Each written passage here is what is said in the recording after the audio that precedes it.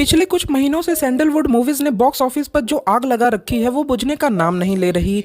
पहले आलू अर्जुन की पुष्पा, फिर रामचरण और एनटीआर की RRR, फिर यश की KGF 2 और अभी हाल ही में रिलीज हुई रक्षित शेट्टी की 777 चार्ली। इन मूवीज ने पैन इंडिया रिलीज होकर पैसों के साथ साथ लोगों की तारीफें भी बटोरी। लेकिन आप टेंशन मत लीजिए क्योंकि ये आग बुझने वाली नहीं है, क्योंकि इस आग में घी डालने आ रहा है इस साल का one of the most anticipated movie Vikrant रोना। देखो, ऐसा नहीं है कि ये एंटिसिपेटेड इसलिए है क्योंकि ये मूवी ऐसे वक्त में रिलीज हो रही है जब साउथ इंडस्ट्री का बोलबाला चल रहा है, बल्कि इसकी हाइप एक साल पहले से ही ऊंचाइयों पर थी। ऊंचाइयों से मेरा मतलब बुर्ज खलीफा पर। आपने सही सुना, विक्रांत रोना पूरी दुनिया में पहली ऐसी मूवी है जिसने अपना फर्स्ट टाइटल लोगो बुर्ज खलीफा पर रिवील किया। आसान भाषा में कहूँ तो अपना पहला टीजर बुर्ज खलीफा पर दिखाया। मतलब सोचने वाली बात है कि जब हम इंटरनेशनल लेवल पर आते हैं तब ज्यादातर मूवीज जो इंटरनेशनल रिकॉर्ड्स बनाती हैं वो हॉलीवुड की होती हैं, लेकिन विक्रांत रोना ने रिलीज होने से पहले ही नया रिकॉर्ड बना दिया। वैसे मैं आपको बता दूं कि विक्रांत रोना 19 अगस्त 2021 को ही रिलीज होने वाली थी, बट वी ऑल नो कि कोविड के कारण इसको डिले करना पड़ा। वैसे बुर्ज खलीफा वाले मार्केटिंग स्टंट से ये अंदाजा लग जाता है कि ये मूवी सिर्फ पैन इंडिया ही नहीं कई दूसरे देशों में भी रिलीज होगी। आप जानकर हैरान हो जाएंगे कि विक्रांत रोना को इंडिया के साथ साथ 50 दूसरे देशों में रिलीज किया जाएगा, वो भी 3D में। और हमें 3D में क्या देखने को मिलेगा इसका अंदाजा इसके ट्रेलर के विजुअल्स से ही हो गया है। मतलब मैं तो इसके विजुअल्स का एक फैन ही हो गया हूँ। ट्रेलर देखने के बाद इसके विजुअल्स को देखकर मुझे personally Jumanji the next level movie के विजुअल्स की याद आ गई। ट्रेलर देखने के बाद ये समझ आता है कि हमें सब कुछ दिखाकर कुछ भी नहीं दिखाया गया है। मतलब जो ट्रेलर का काम होता है वो इस ट्रेलर ने काफी बढ़िया से किया है। इस ट्रेलर में मूवी की हाइप और बढ़ा दी। लगभग 3 मिनट के ट्रेलर को इस तरह से दिखाया गया है जिससे मूवी की मेन स्टोरी के रिवील होने के कोई चांस ना हो। अब अगर तुम ट्रेलर के शुरुआती हिस्सों को देखोगे तो तुम्हें ये लगेगा कि स्टोरी काफी सिंपल है। एक भूतिया गांव और फिर एक पुलिस वाला आता है जो भूत को ढूंढकर सब सही कर देता है। लेकिन ट्रेलर को जब तुम पूरा खत्म करोगे तब तुम्हें ये समझ आएगा कि नहीं, ये कहानी इतनी सीधी नहीं होने वाली है जितना लग रही है। तुम ही सोचो, क्या तुम्हें ट्रेलर देखने के बाद ये समझ आया कि विलन कौन है या विलन क्या है? ये तो समझ आ गया कि विलन काफी खतरनाक है जो लोगों को लटका लटका के मार रहा है, वो भी बहुत भयानक तरीके से।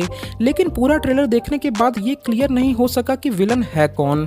कई सीन्स से तुम प्रेडिक्ट कर सकते हो, जैसे कुछ सीन्स में दिखाया गया है कि लोगों का अजीब बिहेव करना। लेकिन एक चीज जो इस मूवी की कहानी को और ज्यादा हाइप कर देती है वो है सीक्वेंस। ट्रेलर के लगभग कुछ एंड के सीन्स में दिखाया जाता है जब एक बड़े मंदिर या मंदिर जैसे दिखने वाले महल को दिखाया जाता है और उसके बाद ट्रेलर में लिखा आता दिखता है, what if the devil does not know that he is the devil. ये लाइन कहानी को थोड़ा बहुत टीज कर रही है। शायद ये लाइन मूवी के सबसे बड़े ट्विस्ट को बताने की कोशिश कर रही हो, जैसे विक्रांत रोना का ही डेविल बन जाना। लाइन के हिसाब से डेविल विलन को सिग्निफाई कर रहा है। मतलब तुम ही सोचो कितना बड़ा ट्विस्ट होगा जब सबको पता चलेगा कि जिसे हम हीरो समझ रहे थे एक्चुअल में वही विलन है। काफी थ्रिलिंग एक्सपीरियंस होगा ना। देखो, ये सिर्फ एक प्रेडिक्शन है। मूवी की कहानी का असली राज उस कहानी में छुपा है जो गांव वाले छुपा रहे हैं, जैसा कि ट्रेलर में बताया गया। और जैसा कि ये फैंटेसी मूवी है तो हो सकता है कि ये कहानी काफी पुराने वक्त की हो। मूवी में क्या होगा वो तो हमें 28 जुलाई को ही पता लगेगा। चलो अब थोड़ा मूवी के बेसिक डिटेल और कास्ट की बात कर लेते हैं। सो ट्रेलर देखने के बाद तो पता लग ही गया होगा कि किच्चा सुदीप के साथ जैकलिन मेन लीड रोल में रहेंगी। सपोर्टिंग कास्ट की बात करूं तो नीता अशोक जो एक स्टोरी टेलर के अवतार में दिख रही हैं, और निरूप भंडारी जिन्होंने अपने पहले ही रंगी थरंगा जैसी मिस्ट्री थ्रिलर मूवी में काम किया है, अपने एक्सपीरियंस लेकर एक डिटेक्टिव जैसे अवतार में दिख रहे हैं।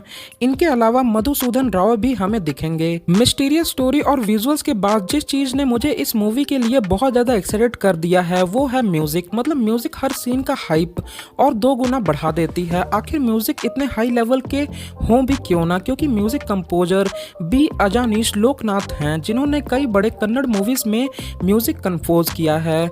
रह गई बात सिनेमेटोग्राफी की, वो तो मैं शुरू से ही कहते आ रहा हूँ कि सिनेमेटोग्राफी और विजुअल्स इस मूवी के सबसे स्ट्रॉन्ग पॉइंट्स हैं। ये सब सुनने के बाद अब अंदाजा लगाना मुश्किल नहीं है कि इस मूवी का 3D एक्सपीरियंस कैसा होगा। तो आपको क्या लगता है, विक्रांत रोना RRR, पुष्पा और KGF जैसी ब्लॉकबस्टर साबित होगी या बीस्ट मूवी जैसी हाइप क्रिएट करके सबको निराश कर देगी? मतलब मिर्जापुर वाले स्टाइल में बोले तो गर्म करके ठंडा ही छोड़ देगी। कमेंट बॉक्स में जरूर बताइएगा। और अगर वीडियो में से कुछ भी अच्छा लगा तो लाइक बटन पर प्रेस जरूर कर दीजिएगा और ऐसे वीडियोस को सबसे पहले देखने के लिए हमारे YouTube channel entertainment mania Hindi को सब्सक्राइब करना मत भूलिएगा। दोस्तों, क्या आपको पता है कि बॉलीवुड की अपकमिंग मूवी ब्रह्मास्त्र की स्टोरी क्या होगी? अगर आपको जानना है तो ऊपर फ्लैश हो रहे आई बटन पर क्लिक कीजिए या ऊपर वाले वीडियोस पर क्लिक कीजिए। So thank you for watching this video.